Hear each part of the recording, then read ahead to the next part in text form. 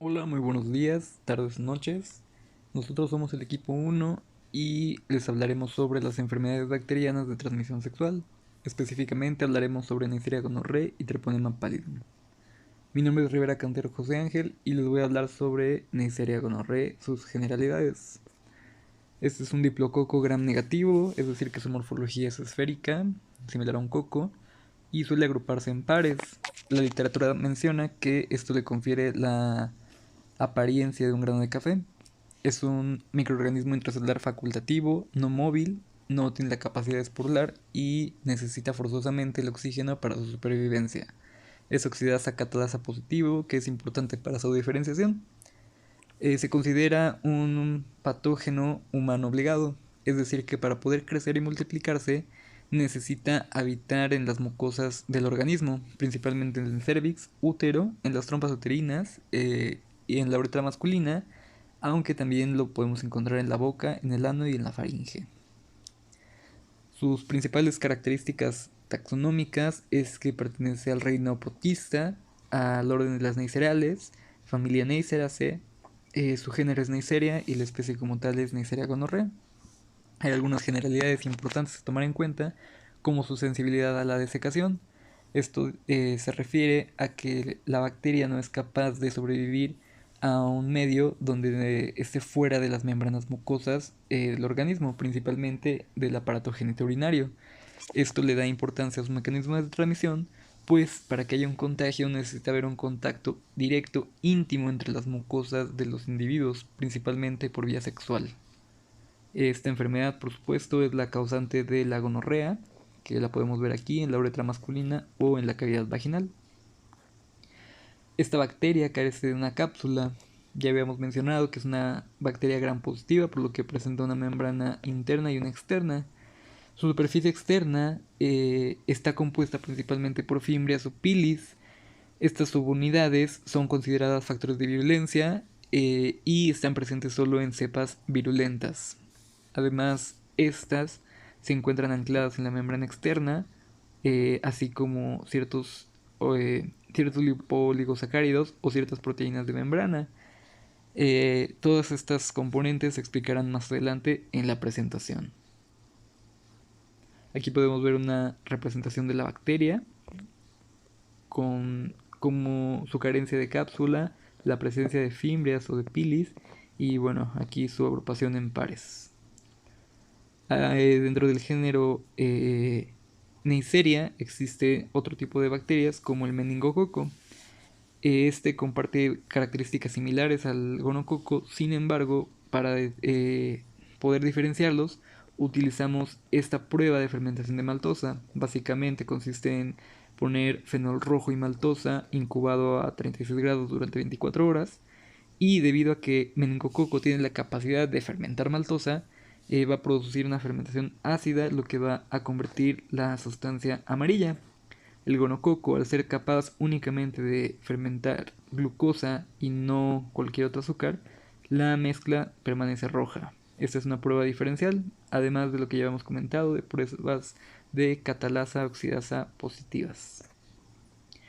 La epidemiología de la gonorrea básicamente se resume en que, según la OMS, el mayor riesgo para adquirir esta enfermedad se encuentra en un grupo etario de 15 a 24 años. Recordemos que es una enfermedad de transmisión sexual, por lo que mientras mayor sea la actividad sexual, mayor va a ser el riesgo. Según un estudio aquí en México entre 2013 y 2017, la tasa de prevalencia mostró una tendencia bastante favorable hacia los hombres en relación 6 a 1. En México la tasa de infección es de 1 por cada 100.000 habitantes y por supuesto la transmisión ya habíamos dicho que era por contacto íntimo, principalmente vaginal, anal, oral. Soy Álvaro Navarro y les voy a hablar sobre los factores de virulencia y la patogenia de Neisseria gonorrhoeae. Uno de los factores de virulencia importantes son los pilis o fimbrias que presenta este tipo de bacterias. Estos intervienen en la adherencia inicial a las células humanas, por ejemplo, células epiteliales, ya sea de uretra, cervix, trompas de falopio, recto, faringe o conjuntivas. Otros factores de virulencia son las proteínas. La proteína por B o proteína 1 Es una porina que facilita la supervivencia intracelular al evitar la fusión de los fagolisosomas en los neutrófilos. La proteína OPA o proteína 2 es una proteína de opacidad, actúa junto con las fimbrias o pilis en la adherencia intercelular. Las proteínas RMP o proteína 3 son proteínas de reducción modificable que van a proteger a los antígenos de superficie de los anticuerpos bactericidas. Las proteínas de enlace de hierro son proteínas que se unen a transferrina, lactoferrina y hemoglobina en la adquisición de hierro para el metabolismo de la bacteria. El lipoligosacárido tiene una actividad endotoxina y estimula la respuesta inflamatoria.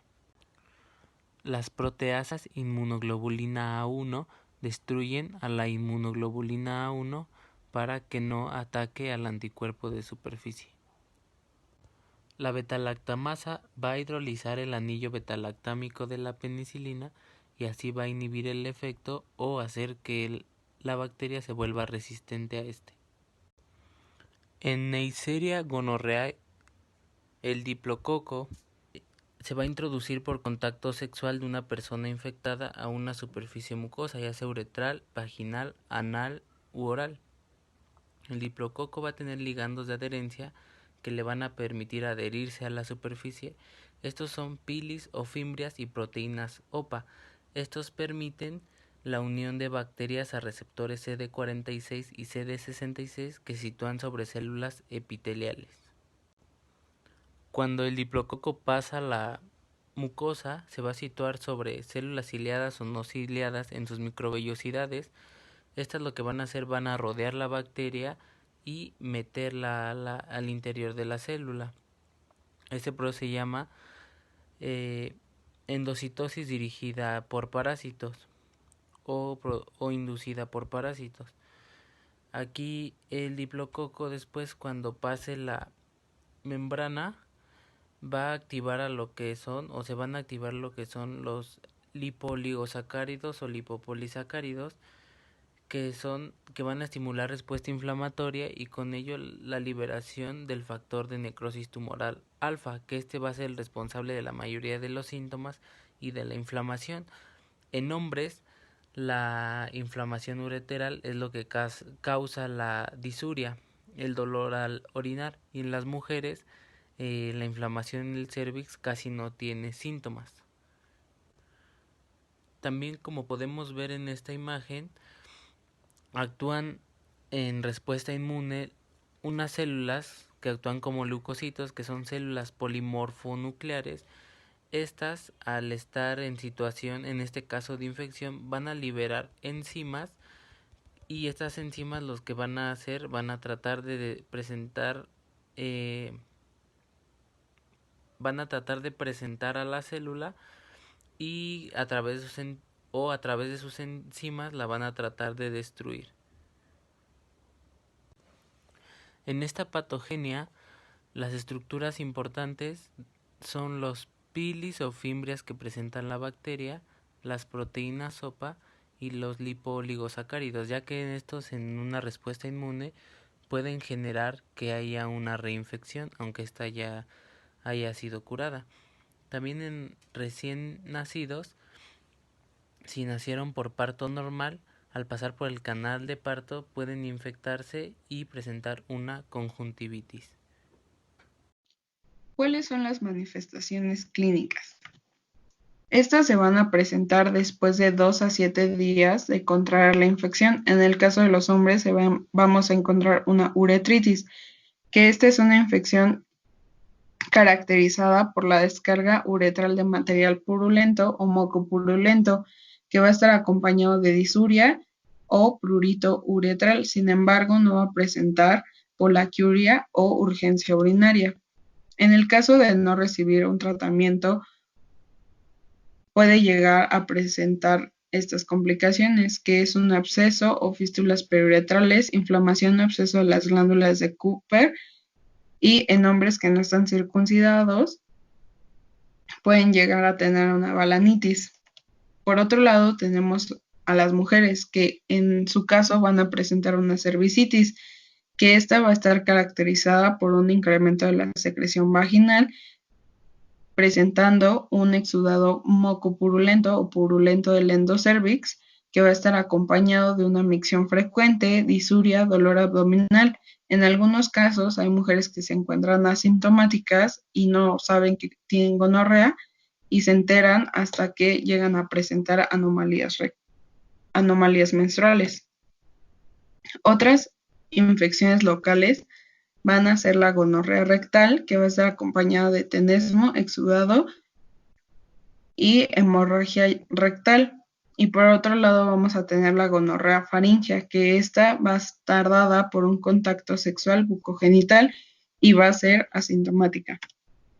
Algunas complicaciones en general de la gonorrea van a ser la enfermedad inflamatoria pélvica, que se va a presentar del 10 al 20% de las mujeres que experimentan gonorreas, y esta va a ser dada porque los gonococos se van a diseminar del endocervix hacia las trompas de falopio y van a provocar una obstrucción de estas.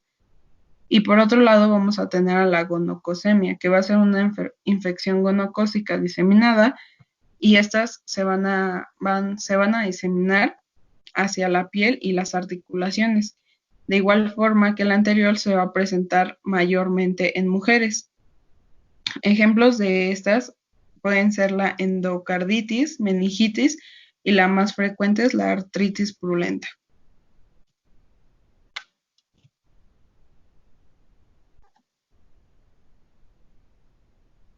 Hola, mi nombre es Samantha Sánchez y yo les voy a hablar acerca del diagnóstico de Neisseria gonorrhoeae.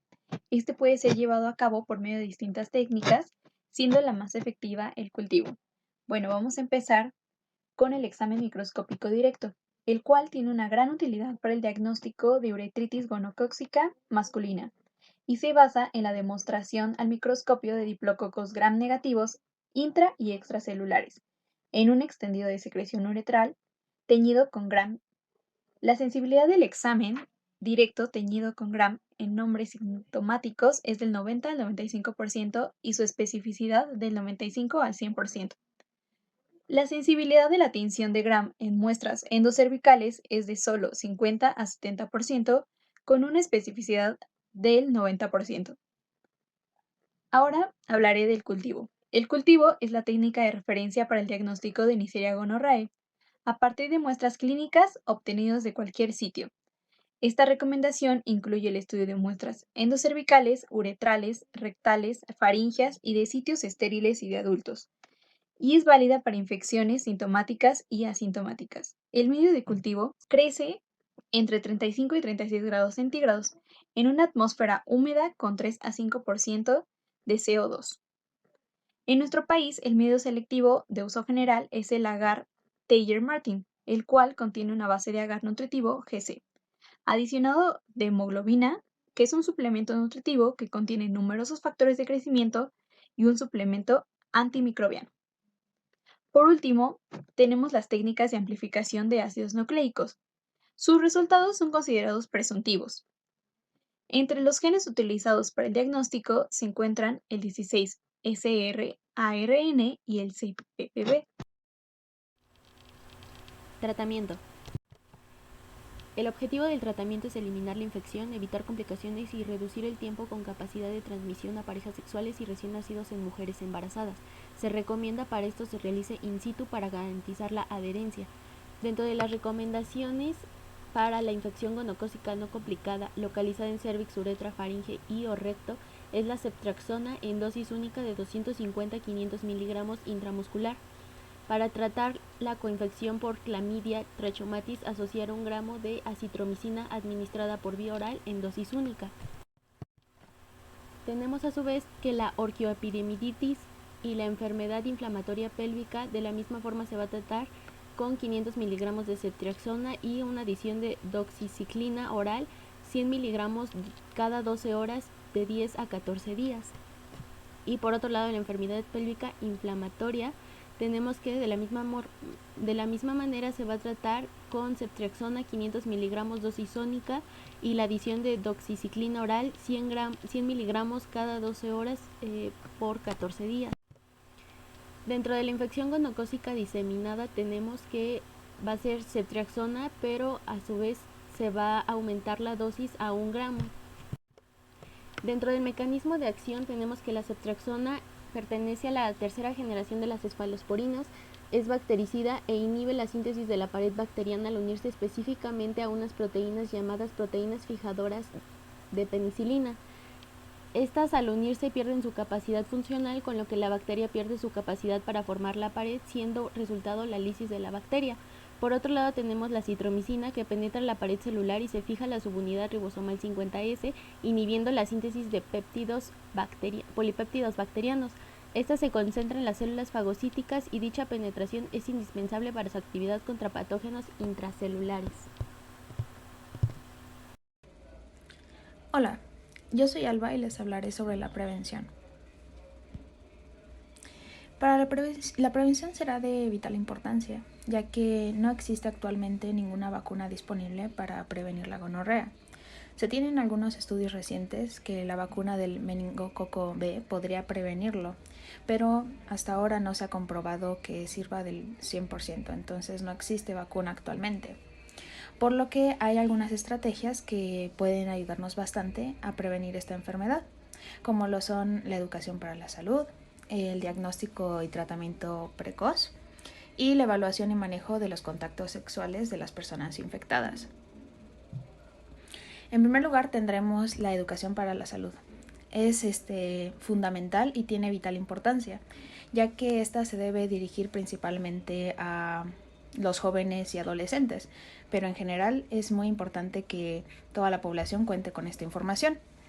Esta va a ir enfocada a hablar sobre los síntomas específicos de la enfermedad, es decir, hablar sobre ellos para que la población sepa cómo reconocer esta enfermedad tempranamente y se tenga mejor pronóstico de esta misma y mejor tratamiento, y no se espere hasta los últimos síntomas o últimos estadios de esta enfermedad.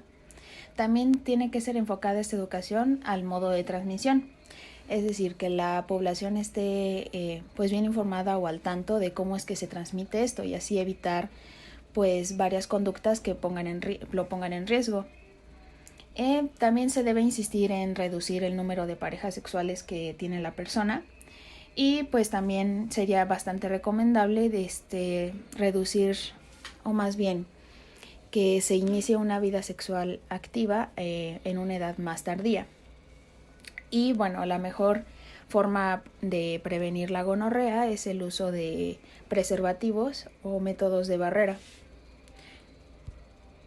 La segunda estrategia, vamos a tener el diagnóstico y tratamiento de forma precoz. Es decir, esto va relacionado con lo anterior que les explicaba de la educación, ya que así cuando la población está educada y sabe reconocer los síntomas tempranos de esta enfermedad, puede dirigirse al centro de salud y así se le diagnostica de una manera más temprana. Y bueno, aquí la prevención indica que mientras no se disponga de una vacuna que sea realmente eficaz contra esto, se debe de poner especial énfasis en diagnosticar de la manera más temprana esta enfermedad y darle el tratamiento también adecuado y precoz. También, como la última estrategia de prevención para la gonorrea, se tiene la evaluación y manejo de los contactos sexuales de las personas infectadas. Es decir, si ya se tiene en conocimiento una persona que ha sido infectada con esta enfermedad, se debe de tener evaluación y manejo de todas las personas con las que haya tenido contacto o que estén en riesgo de haber contraído la enfermedad, para así ir disminuyendo el que se contagien cada vez más y más personas al no establecer un control de este.